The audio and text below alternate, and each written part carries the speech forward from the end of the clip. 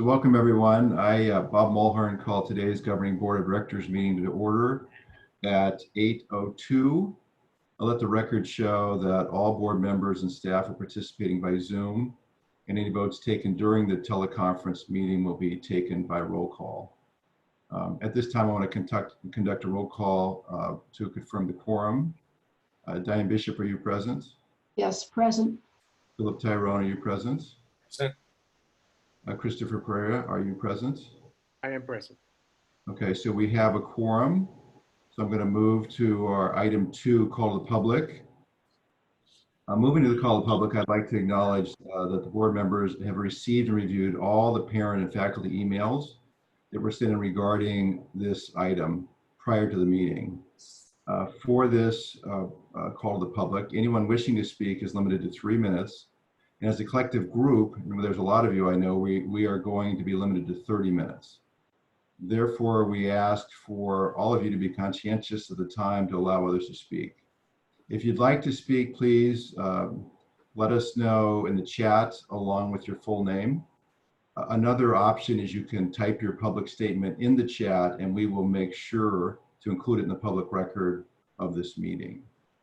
As a reminder, per open meeting law, the board will not respond or engage in public comment. We're not allowed to do that.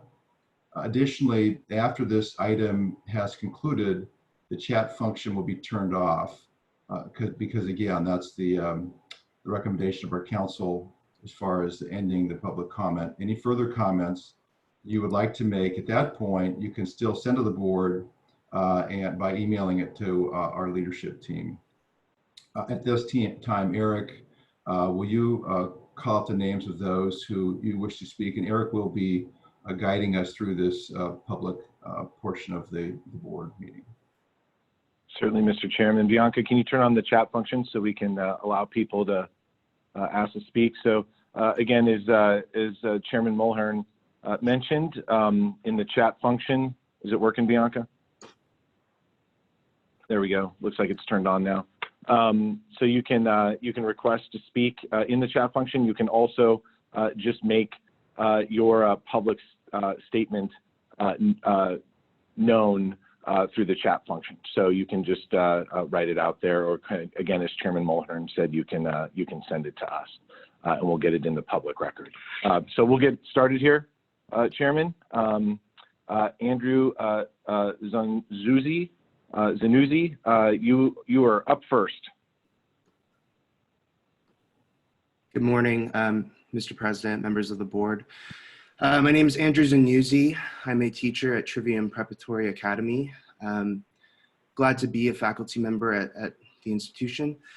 And I would just like to express my opposition to the idea of reopening in-person classes without adhering to the state benchmarks as provided by the Department of Health Services. I could go into a lot of reasons why. The one I want to mention is that on August 12th, President Twist said to parents and faculty that there would be an adherence to the DHS guidelines and the benchmarks. And so in the interest of maintaining that integrity, I would greatly appreciate that sort of consistency. And I'm going to yield the rest of my time so that anyone else who wishes to speak can do so. I encourage my colleagues to not take the entire 3 minutes as well, so we can hear from as many voices as possible. Thank you.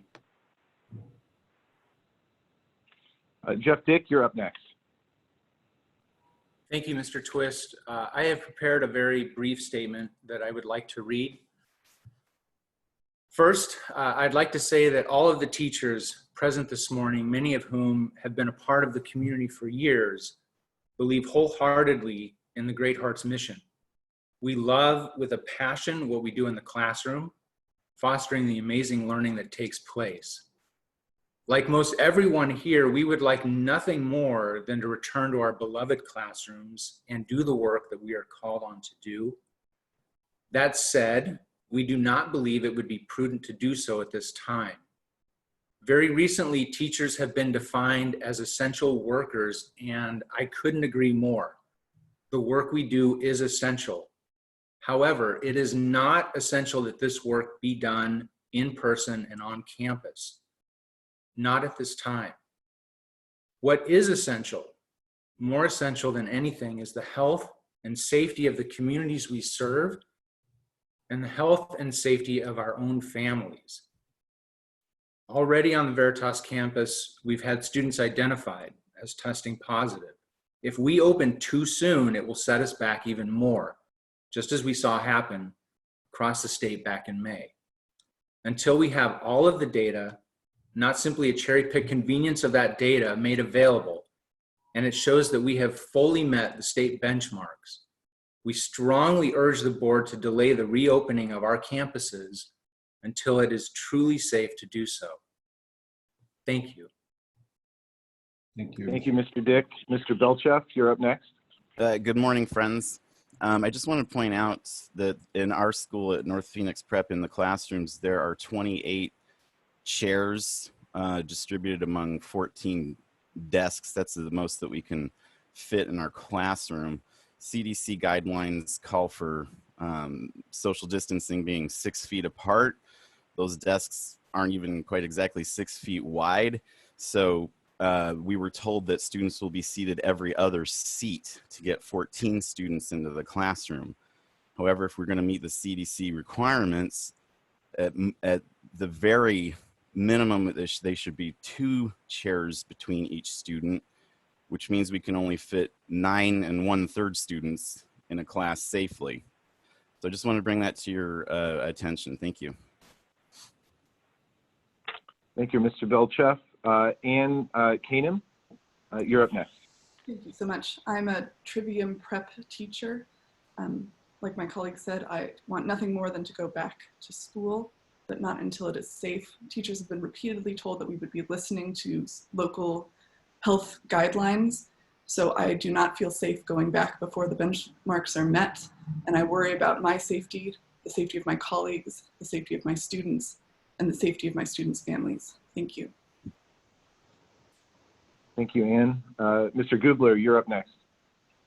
Thank you. Yeah, I just want to say just 2 quick things. And first of all, I appreciate the difficulty of this decision. I mean, the board is weighing, the costs of going back early, the health costs versus the benefits of going from remote learning to in-person. And I appreciate that's really difficult. I guess what I'm interested in hearing from the representatives of the board is the estimates of the health risks that they're basing their decision on, the health risks of going early versus later, what the basis is for those estimates, and why they think that trade-off is acceptable. And I guess I would just say, to emphasize what others have been saying, I'm sure the board has heard this from their legal counsel, but it's really important for you folks to, after having sent out emails about meeting the benchmarks, it's very important for you to be able to articulate why those benchmarks have been met and the evidence that you're using to make that decision. Thanks. Thank you, Mr. Gubler. Next up would be Ada Betancourt. Mr. Twist and the board, I want to thank you for the opportunity to be able to speak today. I have a brief statement that I would like to read.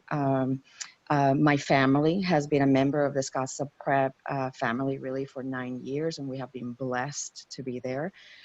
We want to extend our thanks for all of you and our faculty and our staff, all the efforts for the last 6+ months that you guys have done incredible, very difficult efforts to teach our children. We know that you all are juggling not only with the emotions and feelings of the parents, but the emotions and feelings of the teachers about, COVID.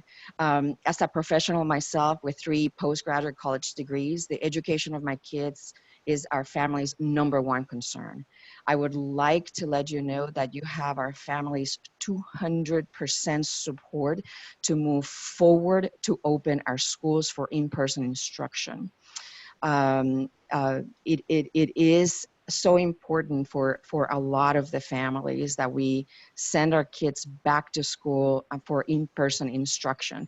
Our family is members of a silent majority that would like a more inclusive approach to allow those families that would like to go in person to go in person, those families that would like to stay online to still stay online. I think the inclusive approach of a hybrid approach, I think, is so super important. Not all the kids learn the same, and hence the importance for that. We are in full agreement with the American Association of Pediatrics, who are stressing the incredible importance for the psychological and physical well-being of our children to go back to school, to get our kids back to a more in-person approach. And we urge the board to please consider a more inclusive approach to allow the families that want the kids to go back to school in person, to allow them to actually do that on or before August 31st. We are deeply thank you for your consideration, and thank you for everything that you guys are doing. And again, you have our full support, and we appreciate the consideration. Thank you so much. Thank you, Ms. Betancourt. Mr. Lasser, if you're still there, you have the floor. Good morning. I am. Nice to see all the muckety mucks. I think it's really fascinating that this forum works this way, given our commitment to Socratic dialogue, hiding behind laws and procedures to not have to answer questions is top-notch, grade A work, guys. I'm really perplexed. I read the document provided by the Arizona Department of Health. It says pretty clearly that for moderate risk, you have to be 6 feet apart. Not really sure why we're allowed to pretend that having students closer than 6 feet apart is still moderate risk. It's a cognitive dissonance you guys will have to deal with, and good luck at all the funerals.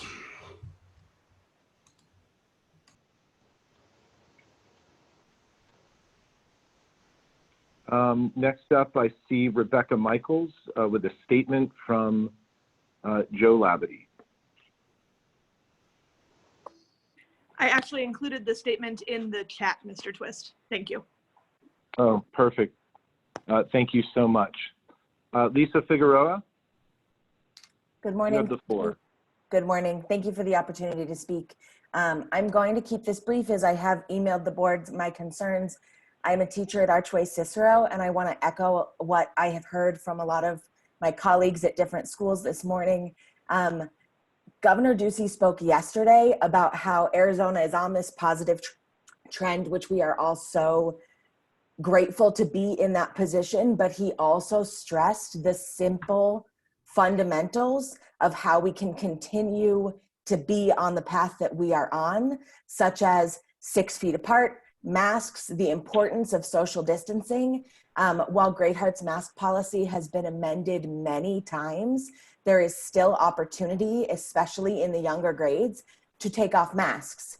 And that is the easiest way by medical professionals that we have heard, by the CDC, to spread the virus, is have people breathing, have those droplets, have those aerosols in the air. So if we are not going to ensure that everybody is wearing a mask at all time, we have already heard, and I will echo, that it is impossible to 100% social distance in a school.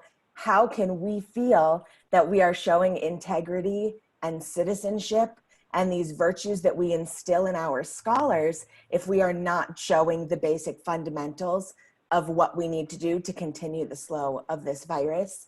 I love my job, I love my scholars, and I miss them greatly. I understand the mental health concerns. I am a parent of a special needs student, but we have got to do this when it is safe.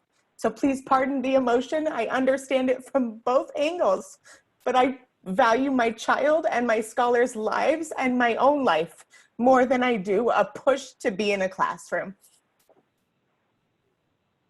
Thank you, Lisa. Thank you very much. Mary Jo Clark, you're up next. Hi, good morning. I just want to make a couple points. I think Mr. Dix said it very well. As a parent, I can tell you that I believe education is essential. I think it's very important. I can also tell you that it's happening, and it's happening really well. I see my daughter learning exceedingly well online. She's thriving. I'm happy. The second point I would make is that we as parents can make decisions about our family. I keep seeing the word courage a lot. We can be courageous for ourselves, but I think when you are talking about teachers being shut in a room with 30 or whatever, 20 kids, we can't be courageous for them. We need to actually invoke some other ideals for the other people. And so I encourage you to wait until it's extremely cautious and extremely safe for the teachers. Thank you, Mary Jo, appreciate it. Caleb Weinbrenner, Mr. Weinbrenner, the floor is yours, sir. Thank you. Good morning to everyone, and thank you for letting me have the opportunity to be here. I first want to say that I echo the sentiments of my colleagues, including Ms. Figueroa. It's been hard for me not to tear up. I am a teacher. My partner is a teacher. I deeply value education. This is my favorite job that I've ever had. The humanist tradition, Great Hearts, is my home. And I have never before found myself considering if I should walk out on this organization and on my students who I love so much. I've been on a medical leave because of other health concerns not related to COVID, and I can't come back. It's not that I don't want to. It's not that I wouldn't if it weren't safe. It's that if I do, I will die. It's just that straightforward. And I know I'm not the only teacher that feels that with everything that we are asked to do as educators, all the extra time that you ask us to put in for the measly pay that we get, you are asking us to do more in order to prepare for in-person teaching, when frankly, to quote something that a friend of mine said just a few days ago, we cannot serve from an empty cup. And we have been devastated by this already. We already put our hearts on the line for these students, showing them what being great-hearted looks like.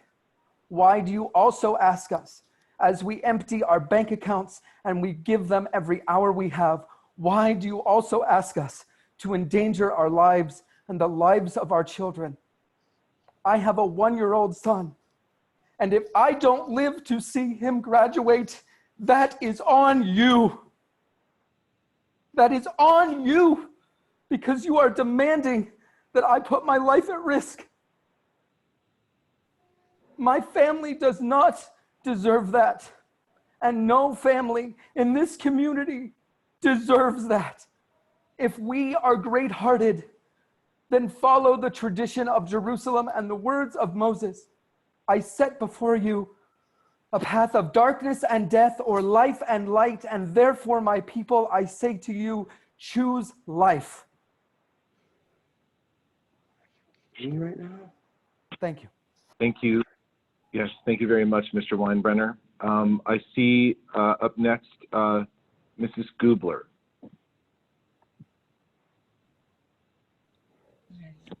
Sorry, Mrs.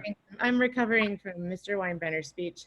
I just want to say that one thing that concerns me greatly is the fact that this is nothing more than an experiment. It's been unclear exactly how effective the data reporting has been in Arizona. I would like to cite what someone said in the chat, that our guidelines do not even match the CDC guidelines. And I put this in the chat as well, but I do not feel like being part of an experiment. I should make clear that I'm a teacher at Veritas Prep, and I see this as a great, I'm a parent as well, I should add that.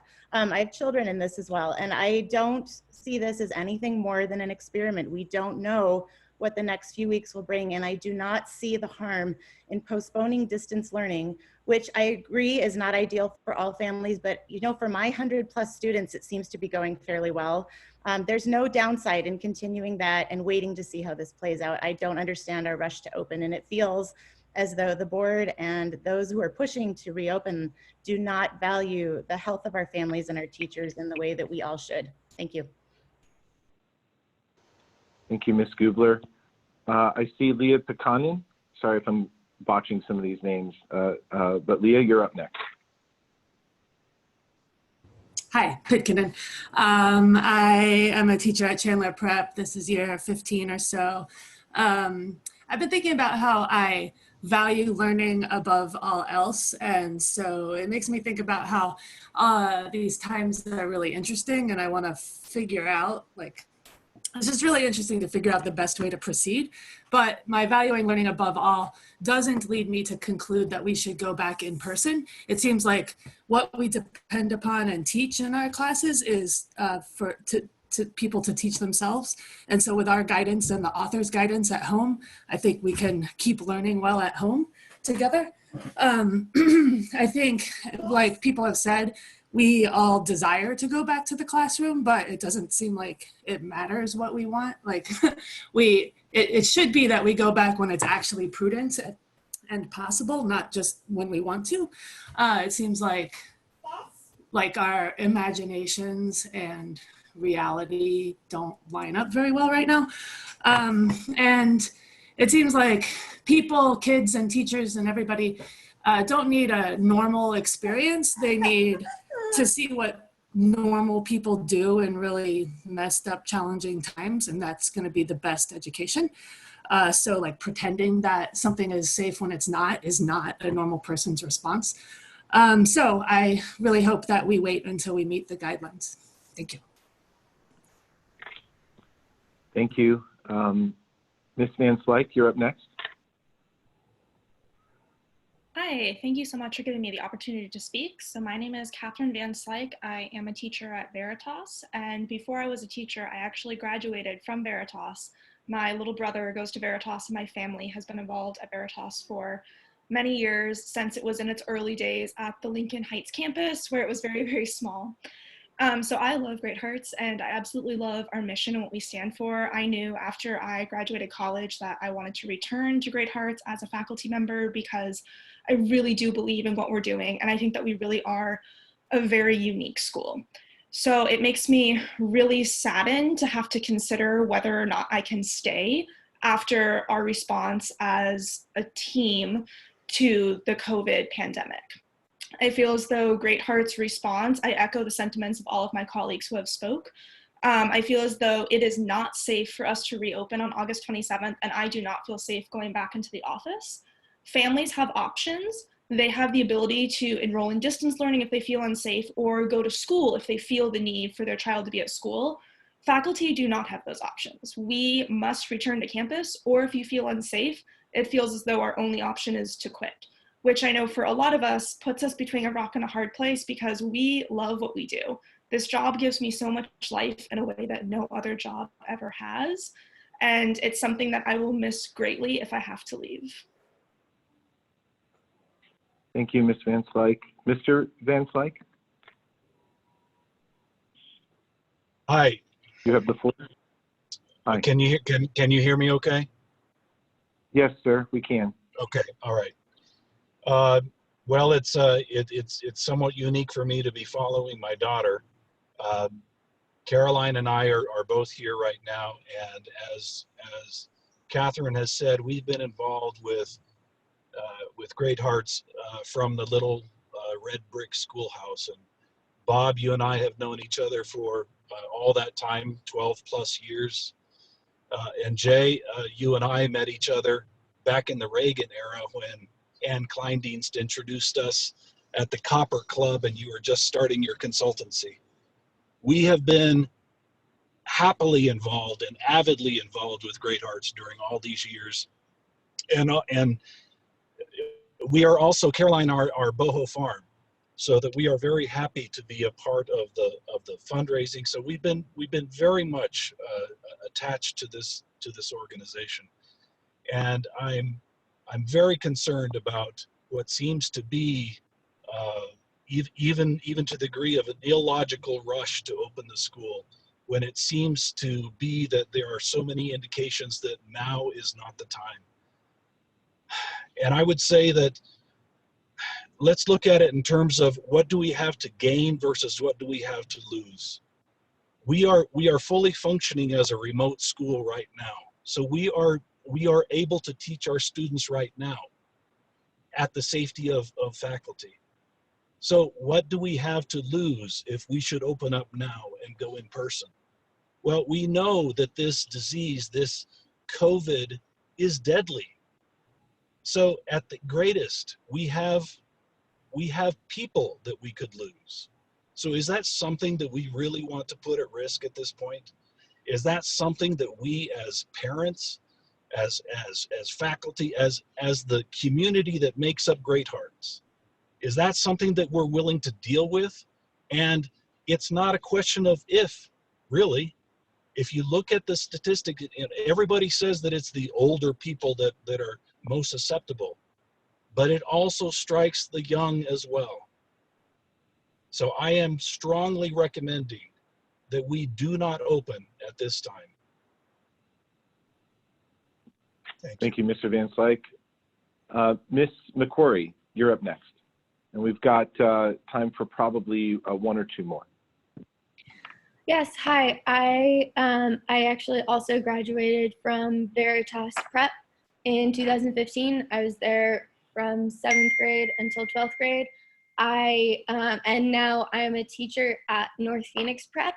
And really, I've used my Great Hearts education in my everyday life. You know, I learned how to think critically, how to look at opposing sides of an argument, and to base my arguments on given evidence. And it is very weird to me that what's happening a lot of the time here right now is antithetical to the education that I received as a Great Hearts student.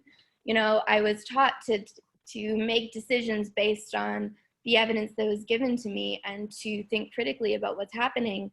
And here we are taking the evidence that is given to us, saying that we need to social distance, but it's impossible to social distance in our classes, and saying, oh, but that's okay.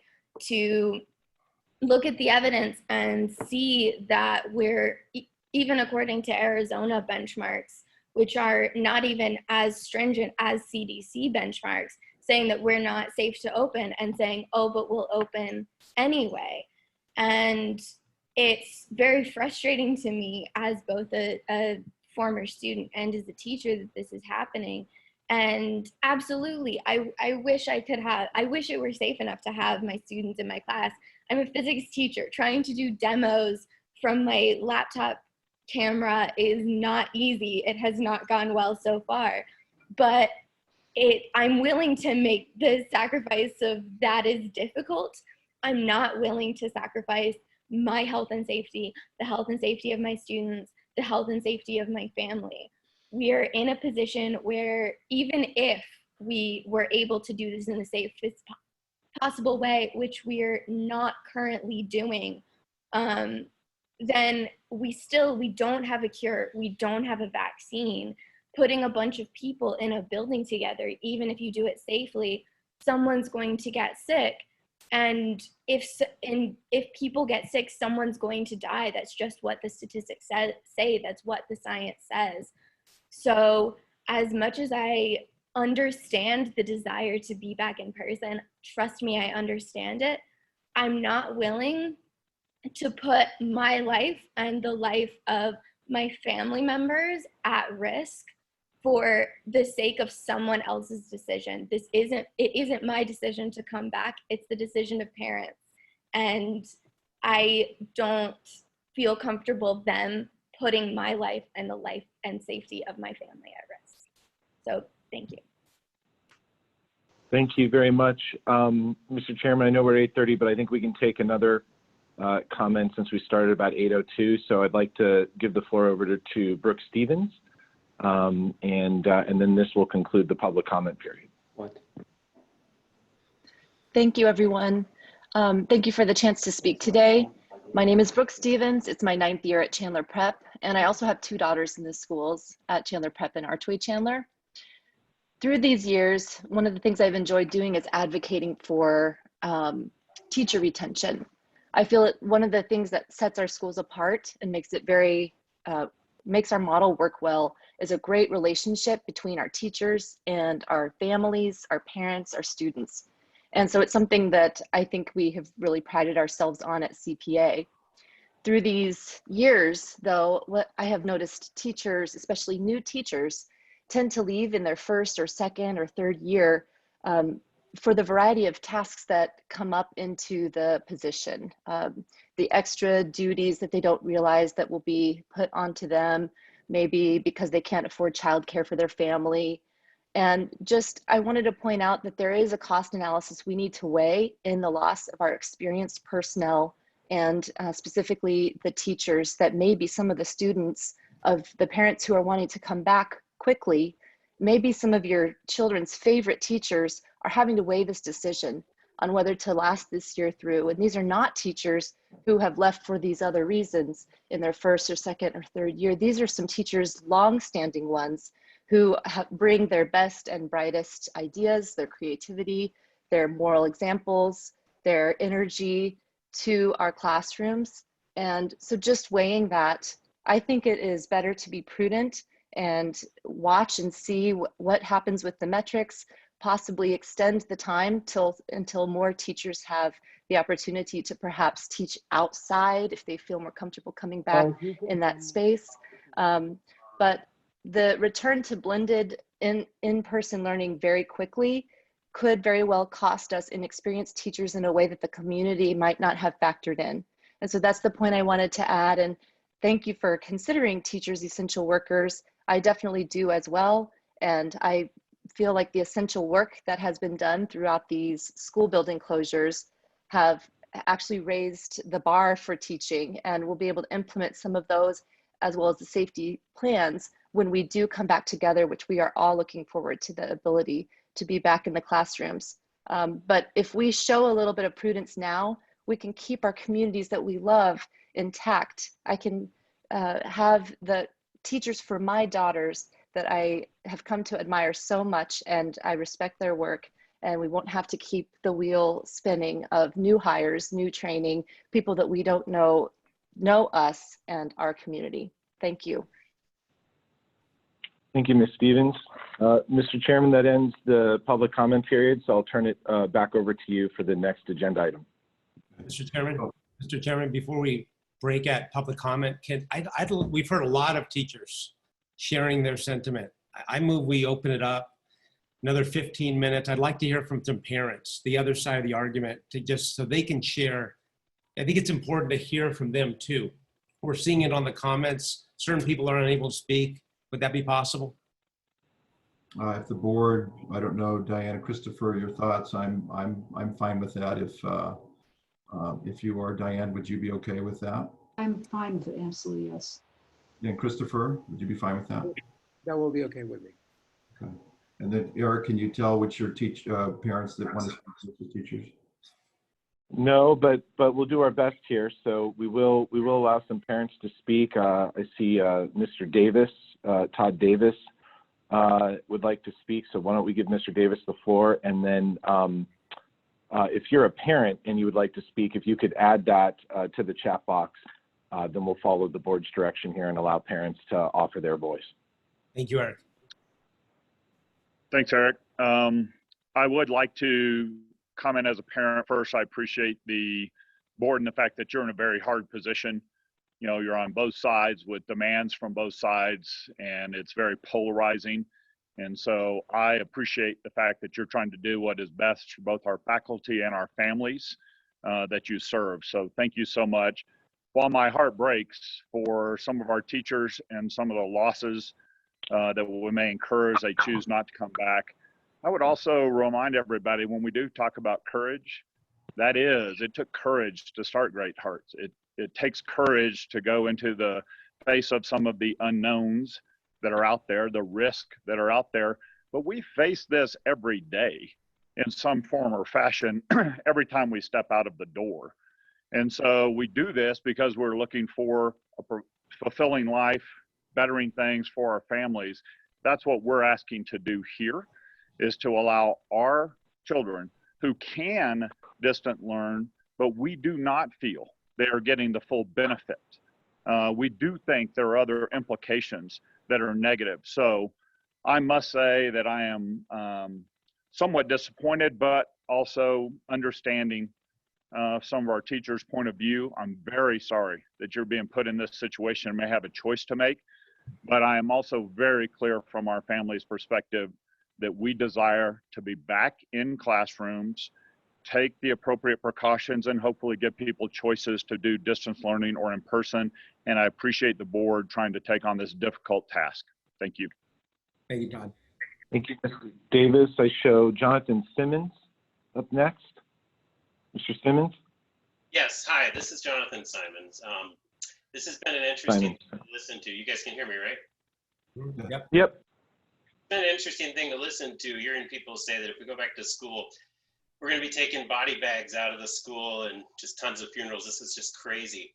80% of the deaths are from people 55 years and older.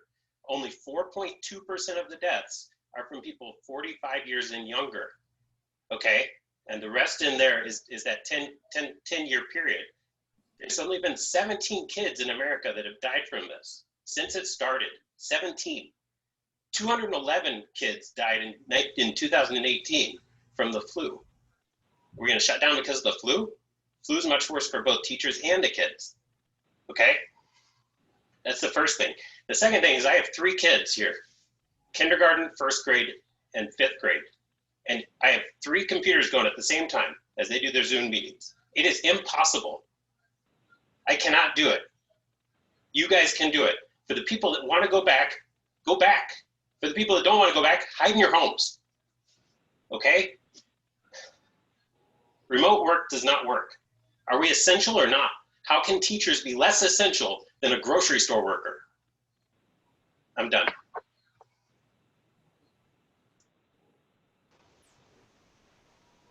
Eric, I think you're on mute. Thank you, sir. I show up next David Moulet.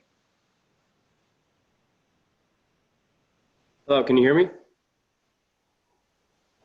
Yes. Yes, sir, we can. Okay. My name is David Millay. I'm a major in the United States Army. I work for the Medical Corps down in Fort Huachuca. So I know a lot that's going on here. I agree with the last statement that 90 people under 18 have died from COVID while 400 died from the flu. Take the emotion out of this. Take the statistic, take the data that we need to understand the concept between this. So it should be noted that over 50% who struggle to come COVID-19 are elderly and over 65 years of age. Taking this in consideration, it would be reasonable to consider reducing the actual COVID-19 numbers to half into the account of the age of people involved with school demographics, right? So let's look at this from what we see at a point. If we have over 400 that have died from the flu, and we would remain open if we were in 2019 numbers, why are we even considering this? You know, let's take an account of the N95 mask to students and teachers of higher risk. If I can go into work, if a EMT can go to work, if a firefighter can go into work, if a grocery store worker can go into work, if someone who works at Walmart can go into work as an essential workers, we have to take the Great Heart standards and move forward with this and not live in our fear. I agree. I have 2 that are sitting at home that cannot do remote work. I have a kindergartner right now that is struggling with the whole online concept because they didn't get any computer class and the whole concept of learning through a computer. Every day I hear my children complain, we want to go back to school, we want to go back to school, we want to go back to school. They're not learning anything. I used to have a conversation with my children on, hey, what did you learn in school? What was interesting? What was fun? And they would always have something to tell me, something new that they learned in school. And now I ask them this and they don't care or they didn't really learn anything. And we're really starting to affect our children's education. And you're going to see this huge problem later on down the roads when you're not building this very important foundation on the younger generation, that later on you're going to see the results of the actions that occur today and later on in August. So that's all I have to say. Thank you, Mr. Millay. Ann Burris, I show that you're up next. You have the floor, Ann.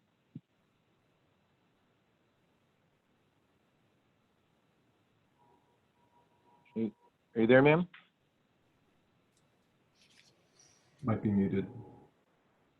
Yeah, Ann, you might be muted. Try to unmute. Sometimes you have to hit *6 to unmute.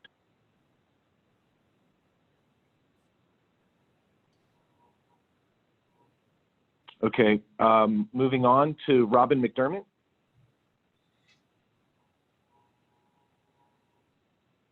Hi, I'm a parent at Archway North Phoenix.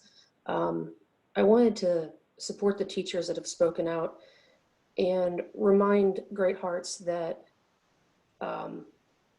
despite the negative impacts this does have on our children's health, that those are not overlooked. Those are indeed something to consider. I think long term we need to consider the fact that the staff that have spoken out and have potentially written me letters, if our staff do not feel supported and they feel like they have to choose between teaching and their life or their health, that we're going to lose good teachers. And I think in the long term, we're going to have a hard time with teacher retention.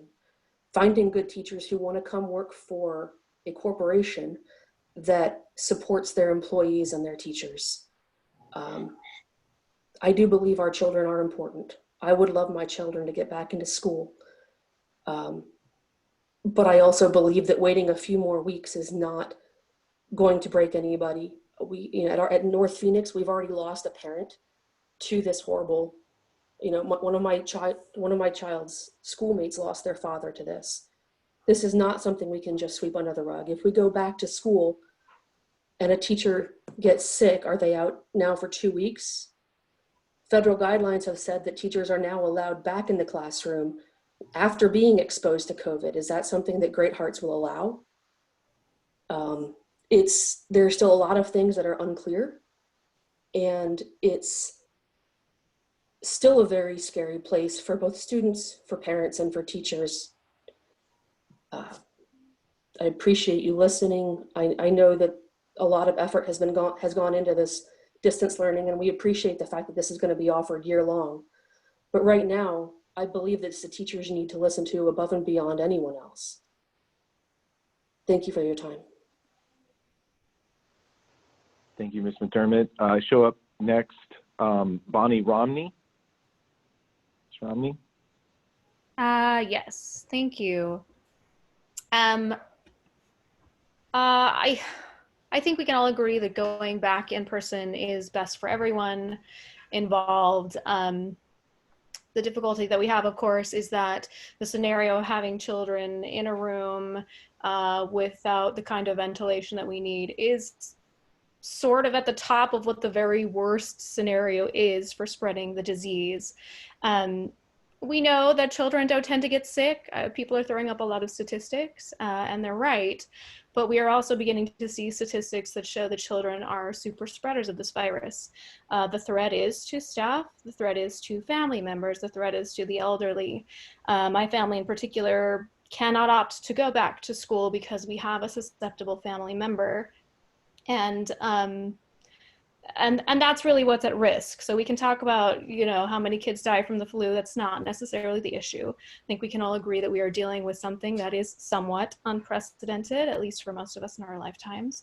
And it's okay to acknowledge that it is something different. I think one thing that has surprised me when the state guidelines came out is that they did not follow the CDC's recommendations. They are much more liberal.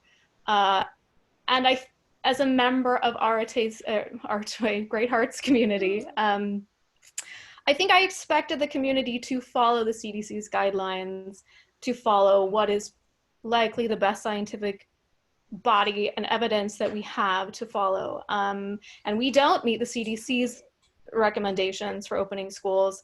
I have teacher friends and parent friends across the country who have students in states with much, much lower rates of infections than ours, who still are not able to send their children back to school or are sending them on hybrid models where they're in for a little bit, who are being much more cautious than our state is. We've already seen what's happened in our state when we are not cautious. And the fact that we have families here pushing for opening and also at the same time saying they don't want their kids wearing masks, they don't want these precautions, is a warning sign to me that in our community, perhaps in our state, people are not ready to follow the simple procedures we need to be able to open. And that itself may endanger people. I am also concerned. Our school has put together a wonderful plan. They are doing the best they can, and I support them so much. But the desks cannot be spaced properly. They are not asking children to wear masks all the time. And at times when they really easily could, at times at the desk, and I know that's fields, but it just seems to me that there are more precautions that can be taken that are not going to be taken, and that it may just not quite be time. I would love to be back. I would love to have my children back. The fact that I am not sending them back and I'm gonna have to wait and see while other parents go through the guinea pig process of seeing how this plays out, whether the schools had to close, whether teachers go back, whether anyone gets sick and dies, is probably not a good signal that we are ready to return. Thank you. Thank you, Mr. Army. Mr. Chairman, I see we've done almost 20 more minutes, so I'll defer to you as to whether or not you want to continue. We're already 45 minutes now into the meeting. Yeah, no, I think we should end the public comment and move to our board discussion. And just so everyone knows who is listening in, we have not only received a significant amount of emails. Not only did we have a half-hour conversation just a week ago, which, just so those that are on this call that weren't on that call, which was mainly families saying, have us go back in. So it's good to have this, to have the other side of that. I think there's obviously two sides to this to consider. I think also there's a certain theme that we see. And an important part of that is the guidelines and meeting the strict guidelines of the state. And so what I'd like to do, Mr. Twist, if possible right now, is to ask Mr. Tani to come and give us an update on how we are tracking those at this time. Would that be appropriate? Yeah, that sounds good. I would just add, if it's okay, Mr. Chairman, that as what we want to do here is really continue looking at the DHS data. It is, it's been said already, but it's absolutely true that we have committed to submitting to the DHS data and aligning that data to the DHS benchmarks for school reopening. And so I know that you all are now becoming familiar with the dashboards and the data. So what we want is Mr. Tani to take us through what the data is showing us now, and then obviously go into discussion about the implications of that. I would just say that Bianca, I think given the public comment period is over, why don't we give the public 5 more minutes to put their comments into the public record by placing them in the chat box. And then after 5 minutes, so we'll allow public comment to continue in the chat box, Mr. Chairman, if that's okay, for another 5 minutes, just to give people a chance to put their comments in the public record, and then we'll close that off and be fully into the agendized meeting. So, but let's turn it over to Mr. Tani. Sure. Bianca, can you enable screen sharing for me, please? I just did. Sorry about that. Thank you.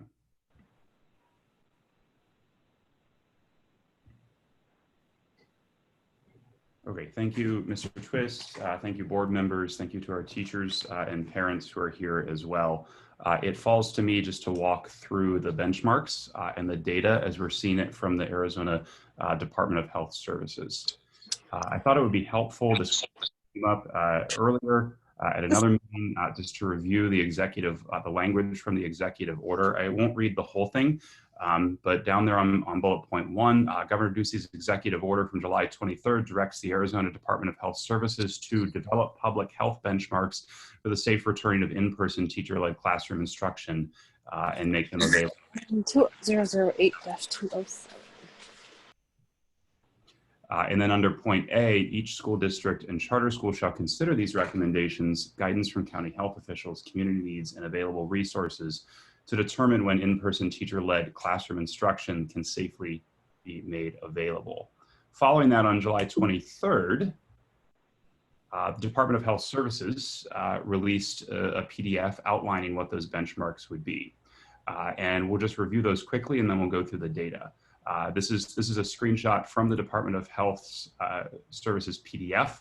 Benchmark 1 would be met in one of two ways: a 2-week decline in the number of cases, or a 2 weeks with new case rates below 100 per 100,000.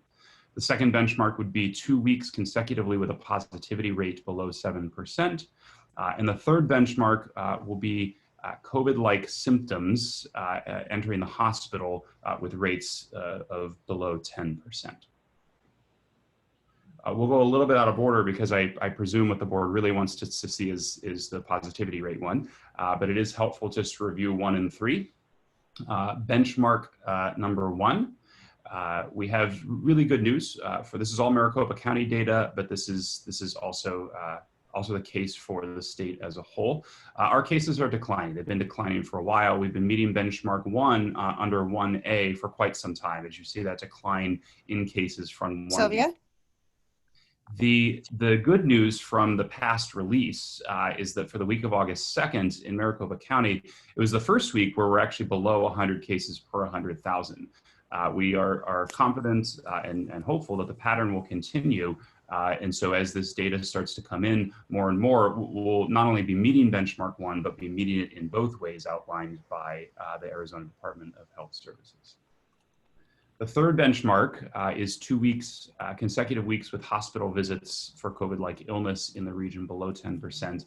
And again, this is being met as well with rates at 5.3 and 2.4. This is actually the second time that we met this benchmark. We were below it in our last meeting last week as well. So this is the good news.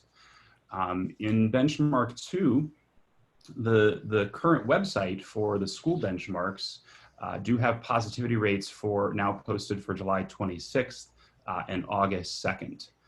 Last week, when we looked at this, we also made note that the data on the school benchmark site is 2 weeks behind.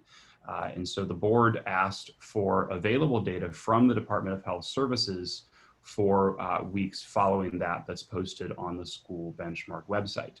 And so this is what we have here. So just to note for the board, the data that you're seeing is from the Department of Health Services. And it matches on their data dashboard side, that matches what's on the school side as well for the data that's posted. And so you can see the data going all the way back to June 28th with those positivity rates. Of course, the chart we just saw for August 2nd that was released yesterday has that 8.7% positivity rate that was there on the most recent version of the school site. We do know, though, that from the other side of the data dashboard, from the Department of Health Services, we know that for the week of August 9th, that positivity rate is now posted at 6.2%. And for the current week that we're in at August 16th, that rate is posted at 5.6%. In full disclosure, we don't have the data from today or tomorrow, which would flesh out the rest of the week for August 16th, but we should have that in by the end of the week, which would then solidify that. With that rate being below 6%, there's a good amount of confidence that it will stay there. We've been monitoring these data points for a while, and they tend not to change that much as Friday and Saturday's data comes in, mostly because there's not a lot of data on Saturday that ends up coming in. So I think by the time we get to Monday, we will have the benchmarks met. We will have them met for the weeks of August 9th and August 16th at 6.2% and 5.6%. And again, this data comes from the Arizona Department of Health Services website that then appears 2 weeks later on the Department of Health Services website for school benchmarks. That's where we stand as of Friday morning, and I'm happy to take any questions that the board has on this. So I'd ask any members of the board if you have questions on Jake's numbers. Again, I appreciate you, Jake, tracking these for us. As you said, we haven't just been tracking them for a couple of weeks. We've been watching these numbers very carefully for some time now. Again, what it says is, if I'm clear with you, is that, again, as of today, given that this is the week of August 16th, by the data from DHS, we do meet all the benchmarks set by the governor as recommendations for when it would be in the state's mind, prudent to allow in classroom teaching. Is that correct? That is mostly correct, Mr. Chairman. The governor's executive order directs DHS to develop benchmarks. DHS developed the benchmarks. And as of the week of August 16th, presuming nothing bizarre happens with tests that come in today or tomorrow, we will have met the benchmarks for the weeks of August 9th and August 16th. All right, thank you for that clarity. Diane, Philip, Christopher, any questions? We've seen these a lot. We've been speaking about them for a number of weeks. Is there any additional questions or clarifications you think we should make at this time? Thank you, Jake. Your explanation and getting us to go through the numbers again is very helpful. You have explained how this works and how the trend is going extensively in the previous meeting and again today. I don't have any questions. Thank you very much.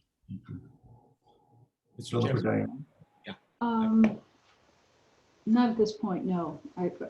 Based on what we saw last week and then this week too, I think at the moment I'm fine with the data questions. Philip? Yeah, I have a question. Jake, thank you for your time and your diligence on this.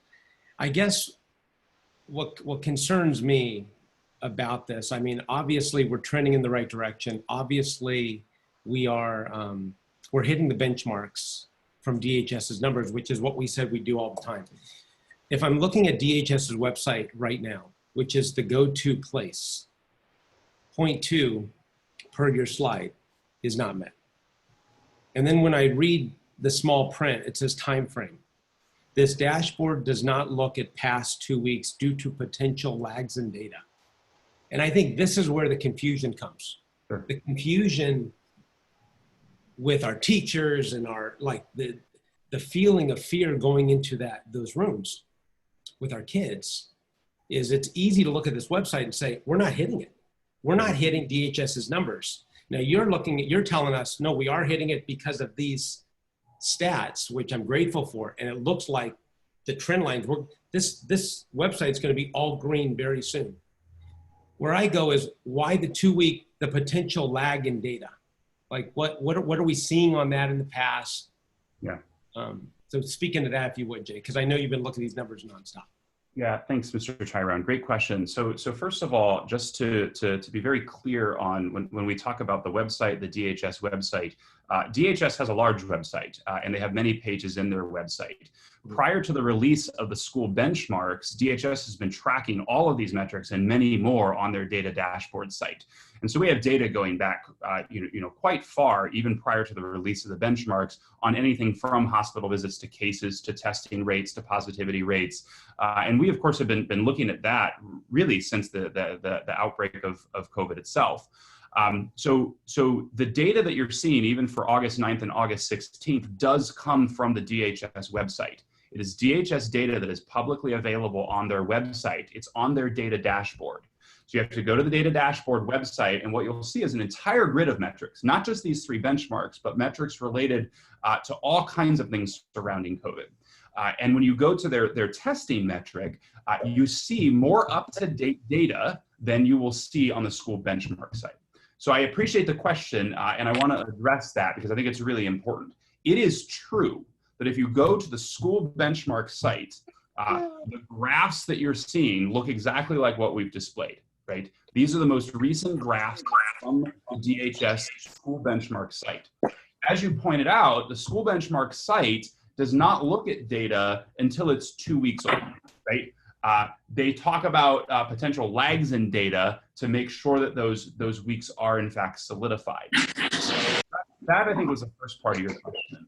The second part of your question is important, which is how much have we seen those numbers change given the 2 week lag? And the answer is not much, right? We saw the 8.7 there for August 7th change as low as 8.3-ish, 8.2-ish yesterday morning. That was a quick blip, but we haven't seen it change that much.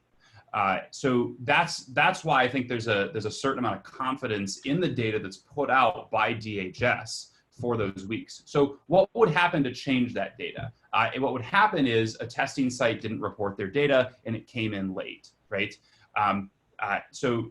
I think those 2 points, your question is really important, but I would emphasize those 2 points, right? That the data you're seeing here is not extrapolation from DHS data. It actually is DHS data. It's just that DHS waits 2 weeks to put it on their school benchmark site. So all the data is publicly available. It's not some inside source that we have.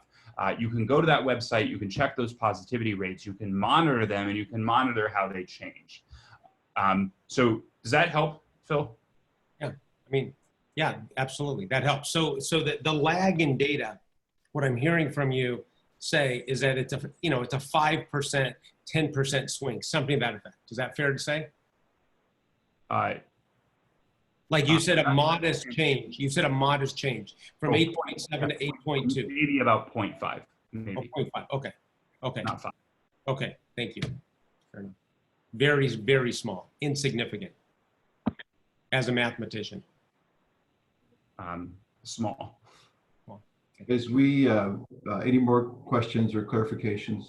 So to those, again, listening in, we've been committed to the DHS guidelines, and we believe that those guidelines have been met. Obviously, our whole decision isn't based on these guidelines. There's some other pieces to it, but I think that's important to establish that we would stick with our word on following DHS guidelines on this. I think another just general comment before I kind of lead us to, I think, another section, and I think Diane might have some questions on this too, is that if you read the emails like we have and you've heard, it's very interesting that there's certain things everybody agrees on, and those things are, we all want to get back in the classroom, okay? There's a disagreement on when the right time to do that. There is an agreement that although the teachers are doing an amazing job on remote learning, I haven't heard anyone that says remote learning is better than in classroom learning. But at the same time, too, some questions have been raised on, or the classrooms, even if these guidelines are met, or other things like the shields and others, are they going to be in place? So I think maybe, Diane, your questions have been answered, but I know that you've been very persistent this week on following up on those. Are there any questions you have for the leadership team on the safety of the schools themselves going back? Yes, the one question I had, and I think I'll raise it again because everybody listening can hear it too, is what is the status of the PPE and the shields that were going to go around the desks, elementary, the archway grades, I presume, maybe all of them. But what is the status of having all of that in place for the day that we open the school? Will all of the shields be there? Will the masks and gloves and sanitizers and all of the other items that we need for disinfectant purposes and protecting teachers and kids be in place before the first classroom opens up on campuses? I know some campuses are probably open to some degree, serving kids maybe who have ESS issues or other reasons why they might be having kids on campus. But that's a different story than having all of the classrooms open across the network. Do we have all of that in place, and will it be where it needs to be when every classroom has all of its students back that are coming back? Do we know? That would be my question. Can we address that? And yeah.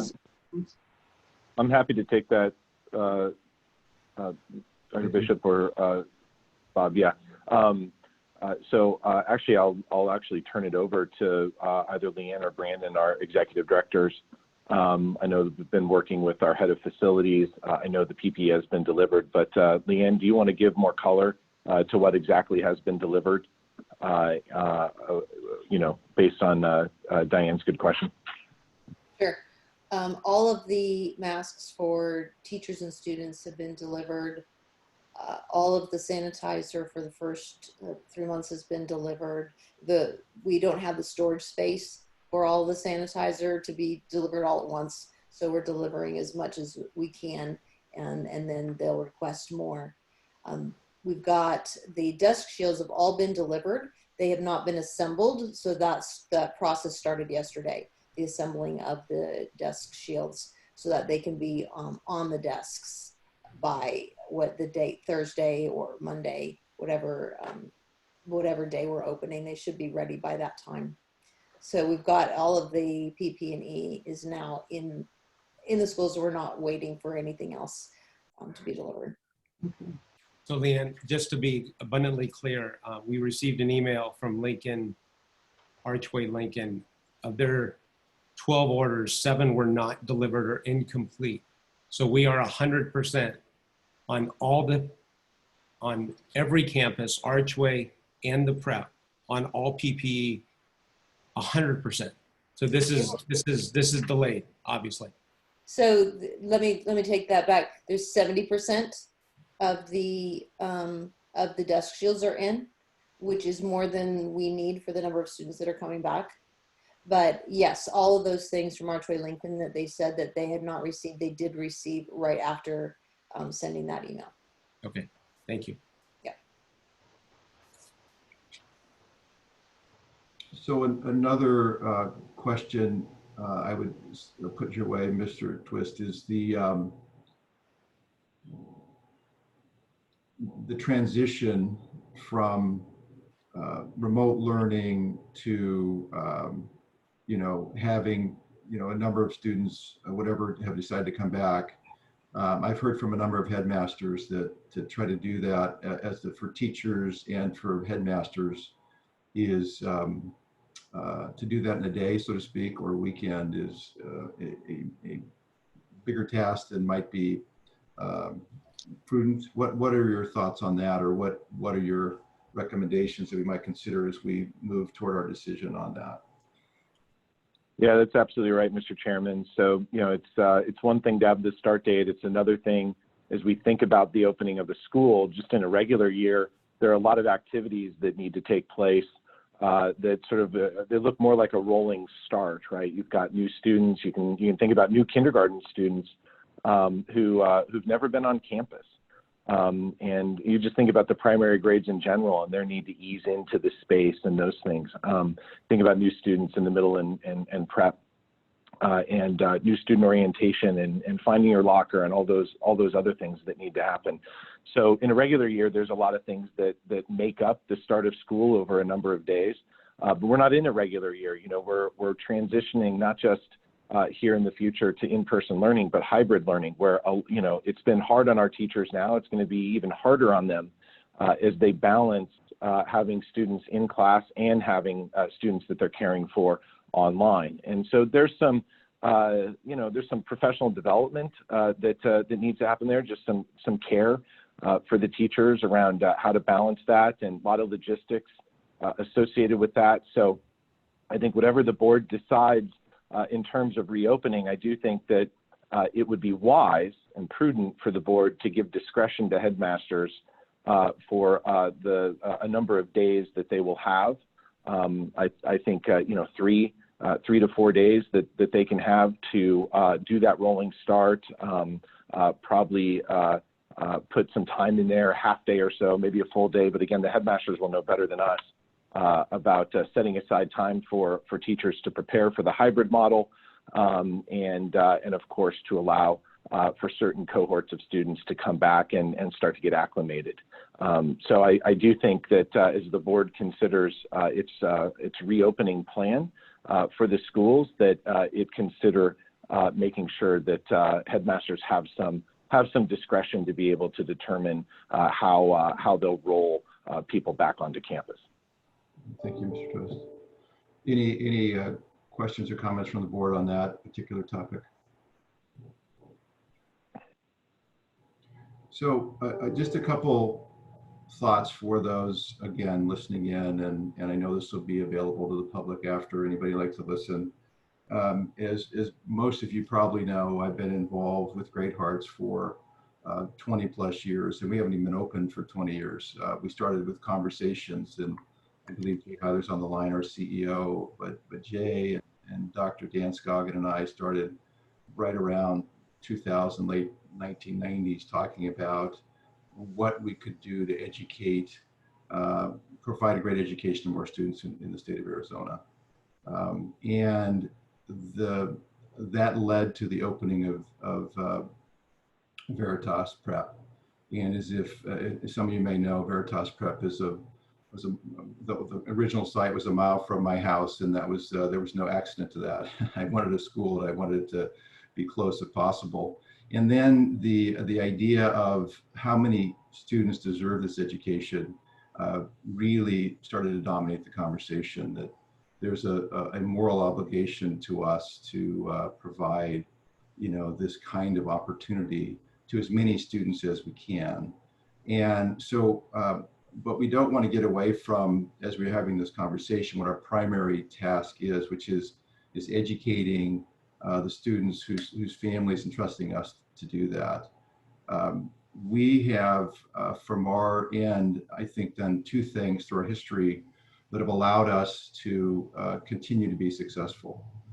One of them is what I say, don't lose by our own rules. So in other words, if there's a date set today that we set sometime, if it doesn't make sense, that we shouldn't feel obligated to follow that.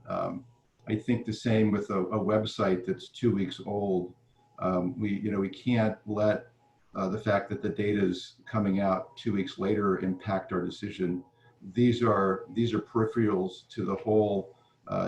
We just need to make a good decision. And I will say, in the different communications that come our way, I've been encouraged to, if I have courage to not open, I've been encouraged if I have courage to open. So, there's great, I think, passion on all sides.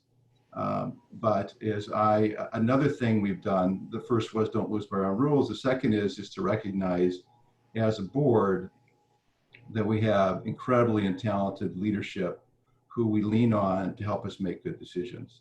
Now on the board, for those who don't know, Diane Bishop was the state head of public instruction for Arizona, twice elected statewide. So Diane has some experience in education that the other three board members don't have. The other three board members between us have, there was a debate last week exactly how many kids, but let's say 15, 18 kids between us.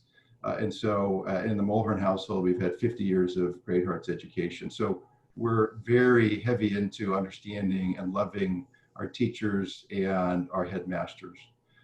But ultimately, as a board, we've really looked to the leadership to help us make good decisions. And so I'm gonna kind of move to that, but I think the commitments we've made is to use the DHS data as for baselines. We've committed to having new cleaning protocols which are in place.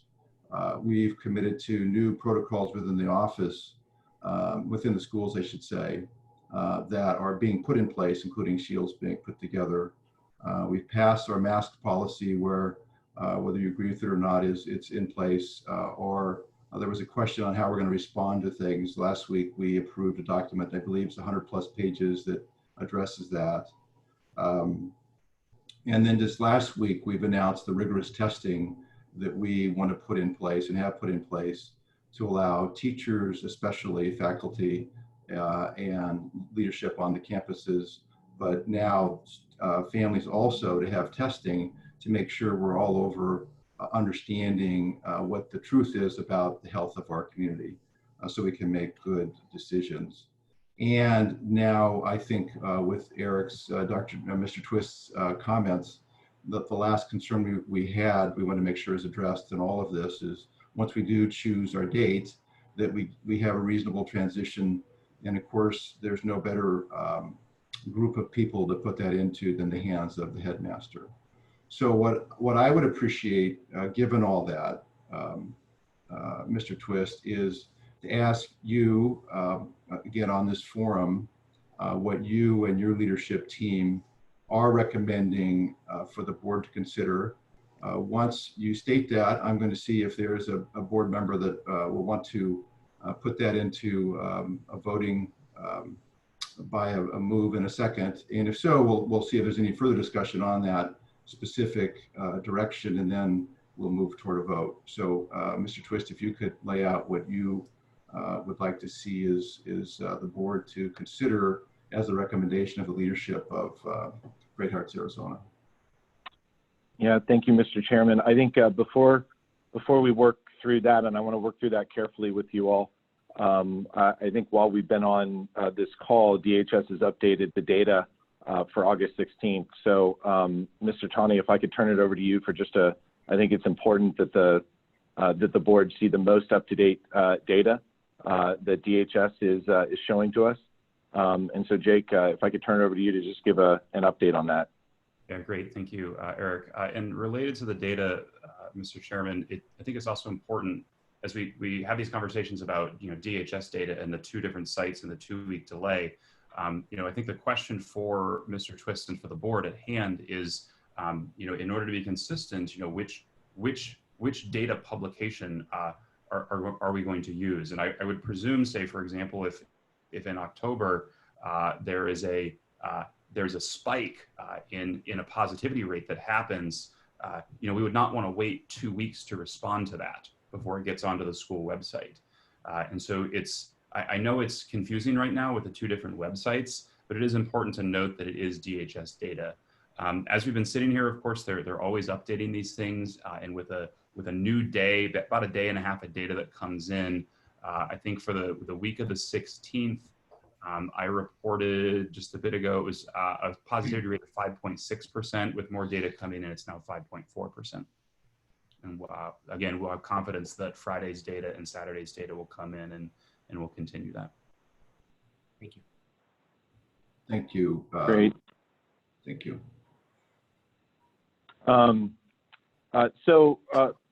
Mr. Chairman, members of the board, I guess I would say that given that the DHS data is showing that our schools are meeting the benchmark recommendations that DHS has put out for a safe reopening of schools, I think what staff what leadership would present to all is that we would allow for the schools to start in-person instruction on the scheduled dates that they have, and that further that we would allow headmasters to have a 3 or 4 day window. We could take it to 4 days, a 4-day school window. So this would not include weekends, to do professional development, to do new student orientation, but it would be at the headmaster's discretion.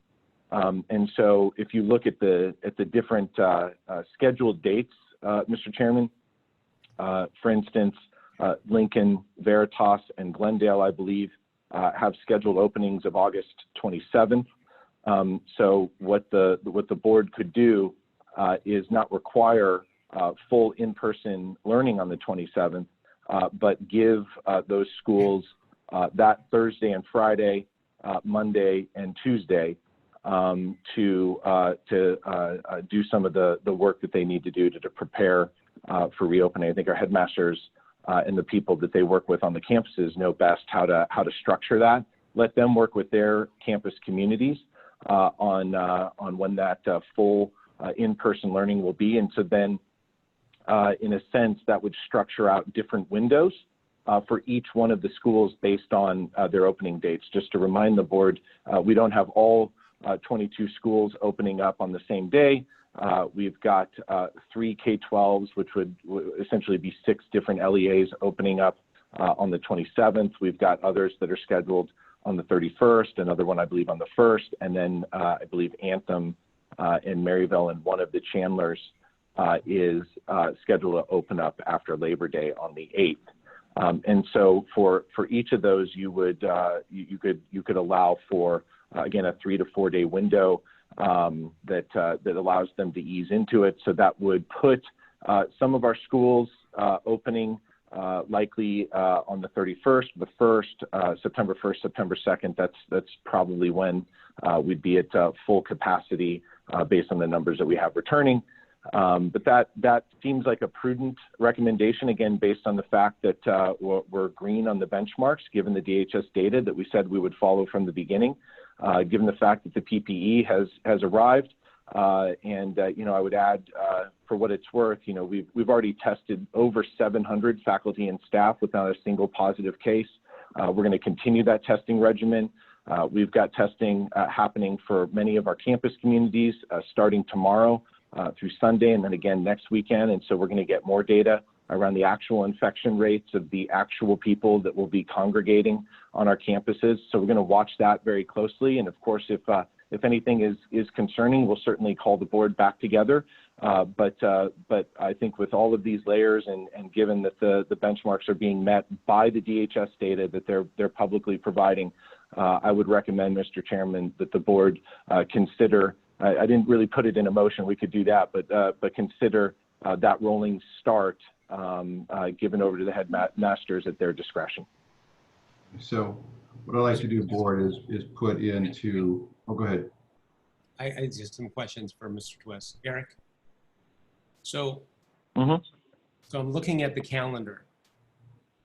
And so we would have 3 campuses opening up next Thursday with a rolling 2 to 3 day opening based on the discretion of the headmasters, right? I think he said 3 to 4. You could do 2 to 3. You could do 3 to 4. I don't think you should do more than 4. But again, I'm kind of throwing it out there for you all to consider. And then one other thing we chatted last week, when we open, there's a lot of confusion out there with the public and the letters we've received. There's a belief that some teachers can stay home and teach online. Just to reiterate what we chatted last week, when we open, we're open, all teachers are in. Is that correct? That's right, Mr. Tyrone. Okay. So, I appreciate the data. I appreciate Jake. I appreciate your mathematician mind around this and extrapolating this and digging into the data on DHS website and creating this. My concern is we have 300 people on the call, and these 300 people understand the data based on what Mr. Tani chatted. The other, we have 14,000 kids, 28,000 parents. They may not look at it this way.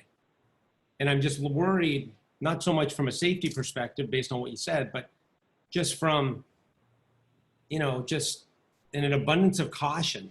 What if we move the hard opening the Tuesday after Labor Day, right? So that would be September 8th, and have the 3 to 4 day rolling before that. So basically what we're talking about, instead of starting some instruction on Thursday the 27th or Monday the 31st or the 21st, we just push it 5 weeks or 5 days for the abundance of caution for the teachers. Because what they're going to look at, I would imagine the majority of them are going to look at this DHS website, and they're not going to have the ability to listen to this hour and 25-minute Zoom session.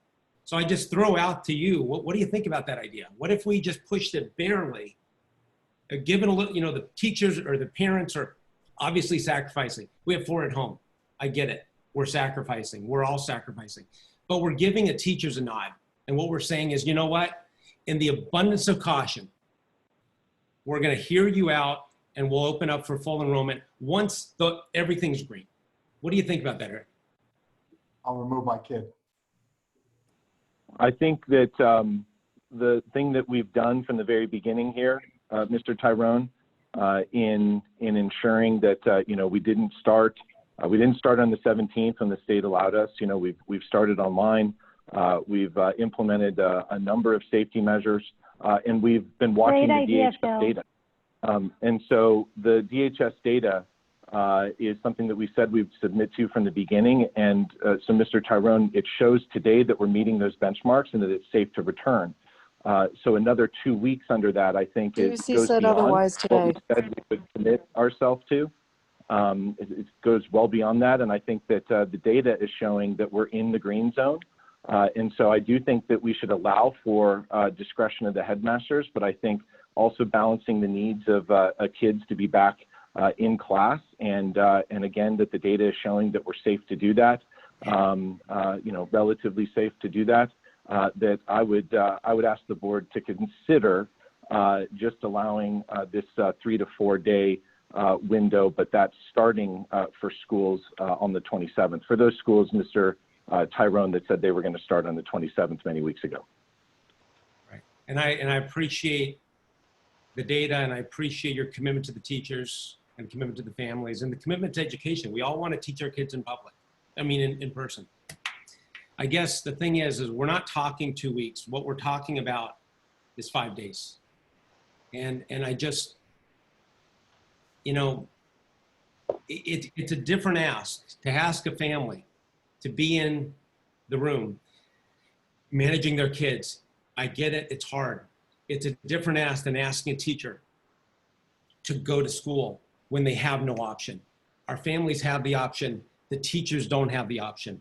I know our parents love our teachers. We have the Teacher Excellence Fund. We have all the stuff that we feed our teachers, and we're asking them to go in without an option. So that's why, from a communication perspective, not a safety perspective, from a communication perspective, for the 1,800 teachers that aren't on this call, I would feel more comfortable if we were all in the green, not subject to the extrapolation of this data, subject to lag or anything like that. That's what I would like, and that's what I just... Mr. Tyrone, Tyrone, there's no extrapolation of the data. The data is very clear. It is the data, the DHS data, that ultimately gets moved over. So we have submitted ourselves to DHS data, and we've committed to that from the very beginning. So I want to be clear here that I think another 5 days, Mr. Tyrone, is unlikely to add the level of, to remove the level of concern that some of our teachers have, that we don't take lightly. I mean, their job has changed in front of them. And so we understand that it's difficult, but from the very beginning, we said we would submit ourselves to the data, and when it was safe to return, we would reopen our schools. So I implore the board to remain committed to that promise from the beginning, which is what we told our community we would do. And we give some buffer zone. I do think it's prudent to do that, but some buffer zone to the headmasters, discretion to the headmasters to do a rolling start. I think that's reasonable. But I think it's very hard to justify pushing out even further when we said from the beginning that we would submit to DHS data, and the data is showing the trends in the right direction and showing that we are meeting the benchmarks today. So that's why I think the right decision here, even though it is so tough, and I don't mean to diminish the comments of my colleagues. It hurts. It rips your heart out. But I believe that we've put measures in place that make it reasonable to return. And so as the president of Great Hearts Arizona, my recommendation to you would be to allow the schools to reopen with this 4-day buffer. If I may jump in, Eric and Phil, the concerns from very understandable concerns from the parents and teachers that don't want the school to open up are not concerns about the date in which we're going to open up. They just simply don't believe we should open up. And I've heard several people say that virtual education is working, and what I understand from many comments is that they would be very comfortable if virtual education would be the only way we were doing this for the next year. So I agree with Eric Twist, in which 5 days will not really make a difference for those who have that concern. Phil, if that's really what we're talking about, 5 days. If I could jump in, Christopher, I heard it a little bit different. I heard obviously that I think the most teachers do want to get back in the classroom when they're convinced it's safe. There's a debate on when that is. To your point, Phil, I mean, we are talking about 5 days if you come right down to it. So the question is for everybody is and I think of Miss Van Slyke the most probably because she went to Veritas, she's a teacher there now, and she has some safety concerns. But if I thought that 5 days added any additional safety to Miss Van Slyke, this would be a simple vote. I mean, there's just so you guys know, there'd be just no question to it. Unfortunately, I don't think that, I think that all the trends are saying it's going to be as safe the days that Mr. Twist is recommending as it's going to be 5 days later. And if I didn't believe that, I wouldn't state that. So what I'd like to do now, and as best I can. Mr. Chairman, real quickly, that's exactly my point. That's exactly my point. Thank you for bringing that up. It's 5 days. Right. And for the teachers. Well, it's 5 days either way, Phil. I mean, it's. Well, I just want to throw that out there. My point is, it's 5 days, and for the 1,800 teachers that aren't on the call, and we'll be looking at the DHS website. I'm just looking at 2 red dots. So anyways, I've said my piece, and I appreciate it, and I'll yeah, and I agree. And believe me, I've heard calls from teachers on both sides saying, get us back in and don't. But here's what I'd like to do, try to state, because I'll remind the board, we're under no obligation to follow the recommendations of the leadership. We are statutorily set with the responsibility to make these decisions, and they're not light decisions. But I'd like to try to verbalize what I think I heard from Mr. Twist. You can confirm when I'm done if that's right or wrong. And when I'm done, I would like to see if there is a member of the board that would like to move that motion.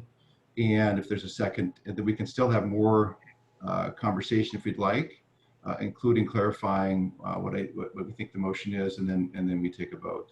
So Bianca, if you could kind of take note of this as being the motion I'm seeing if a board member would like to make. Here's what I heard the leadership say.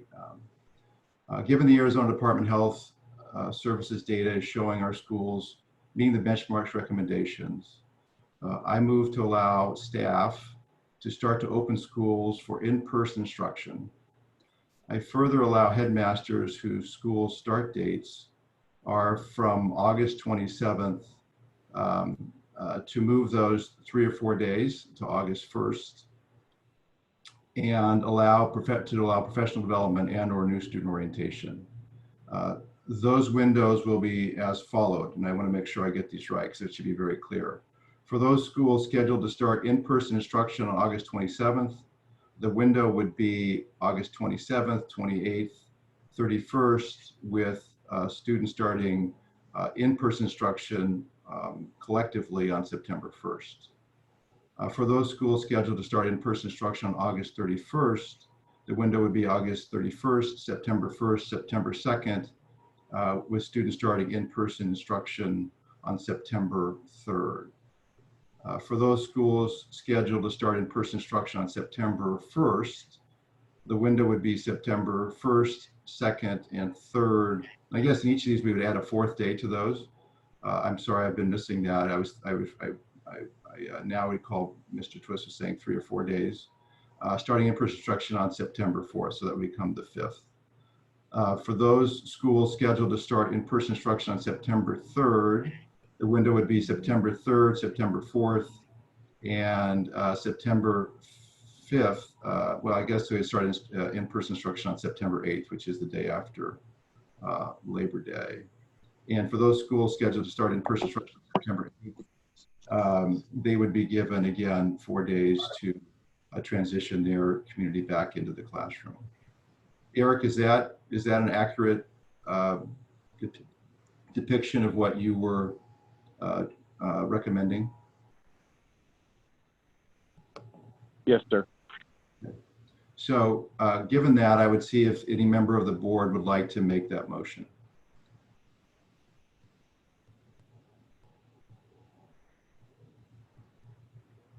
I will move to start as recommended by Mr. Twist. Is there a second? I'll second, Diane.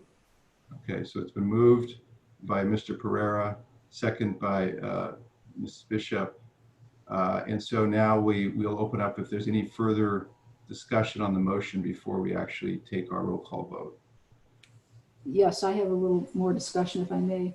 Just to clarify what, I was trying to write down the dates you said, but could you give me, just so I know, what are the actual start dates for each of those categories with the 4 days added on?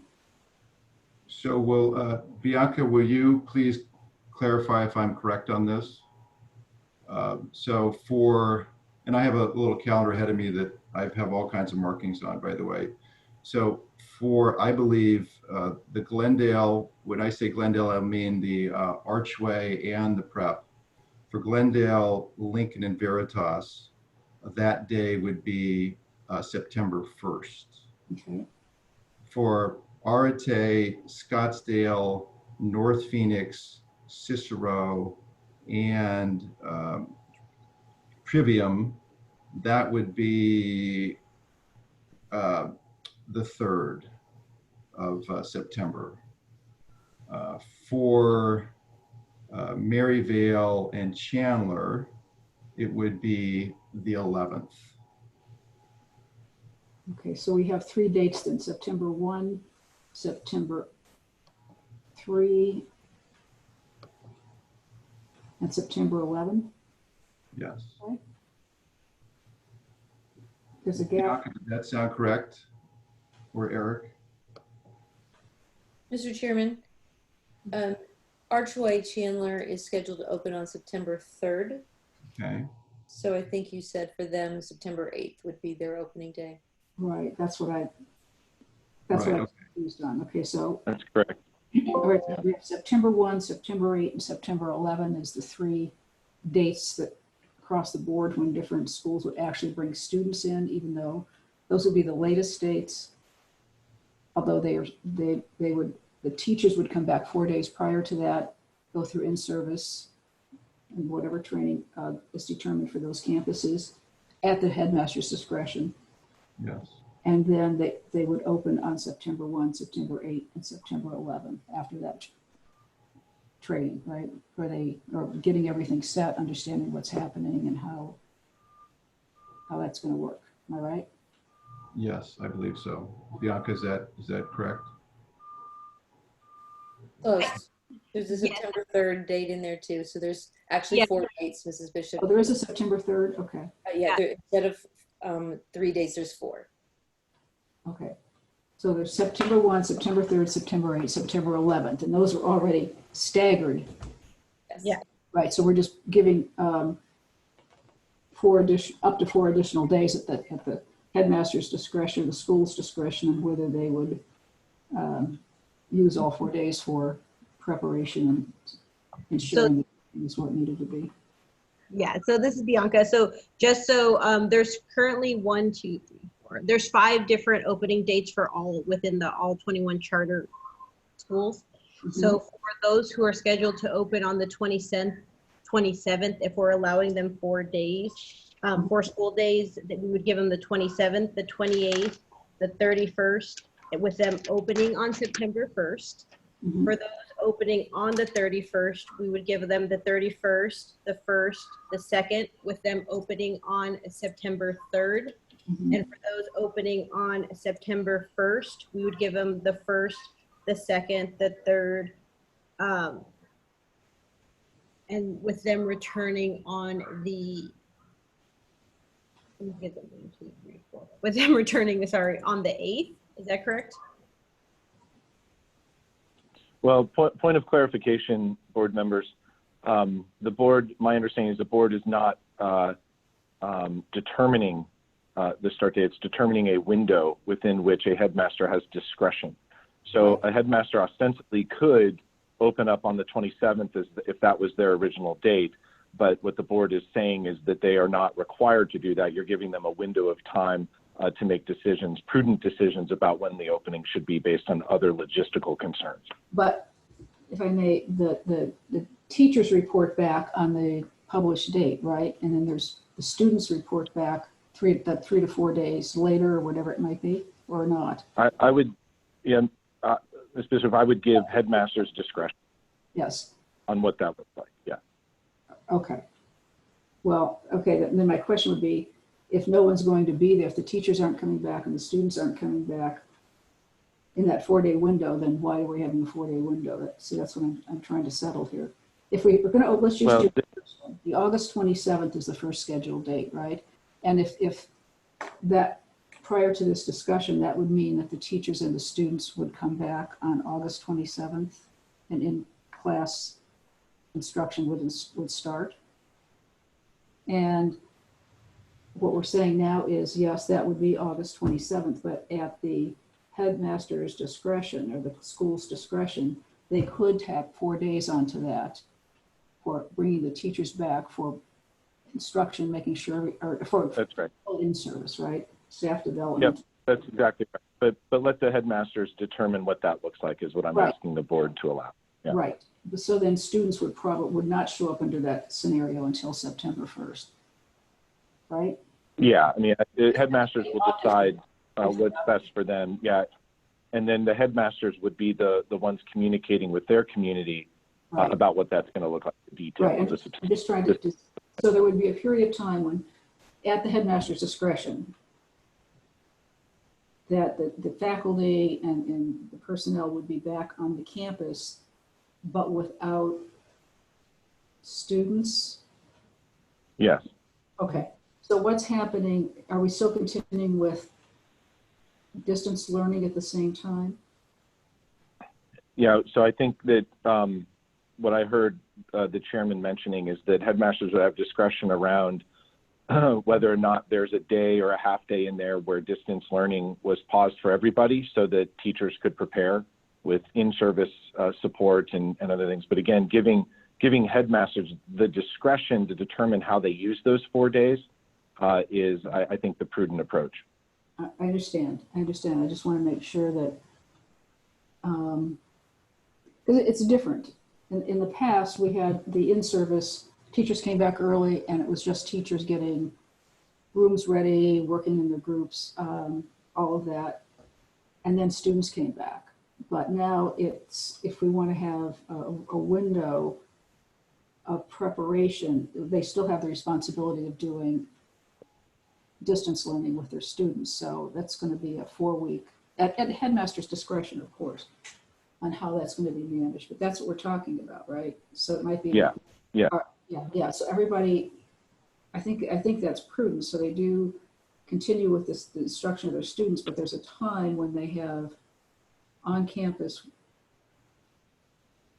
if the headmaster wants that, they would be on campus getting ready and understanding the lay of the land, if you will, in that environment. And then on the date, 4 days later, if this is what they've opted for,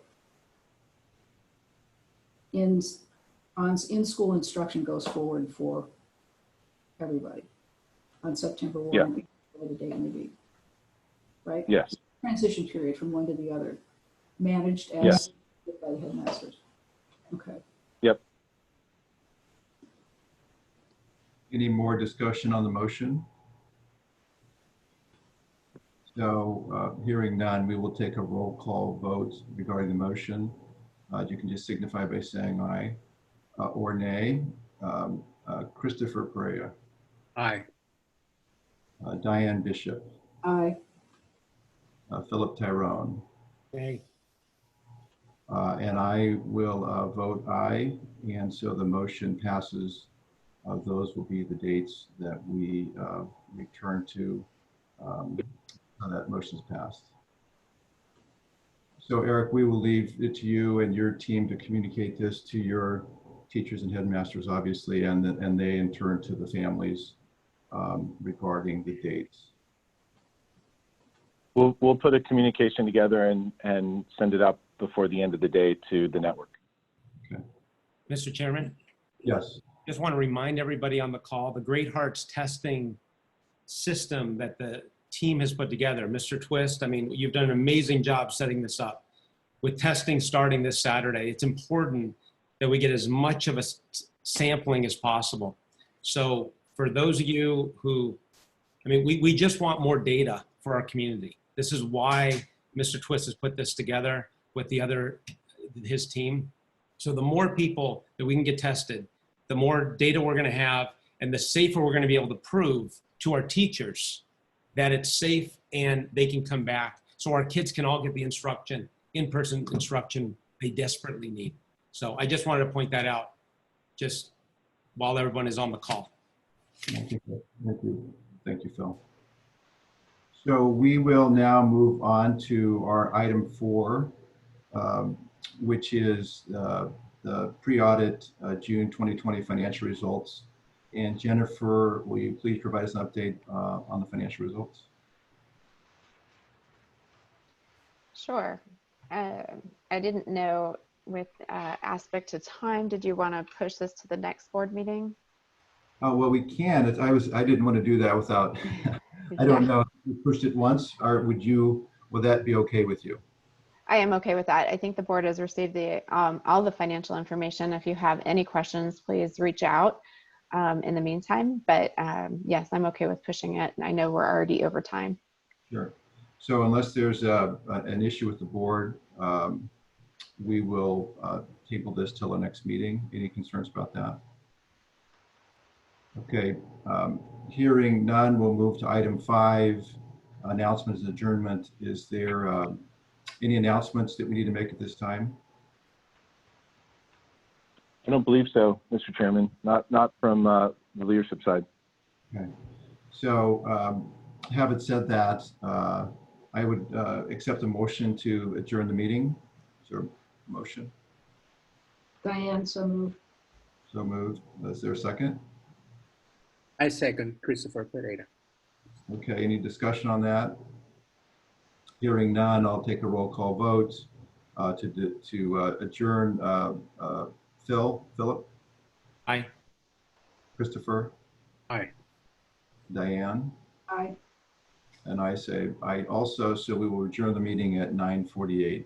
Thank you all for your hard work on this. Thank you for coming. Thank you, board members. Thank you. Thank you, board. Thank you. Thank you, families. Thank you, colleagues.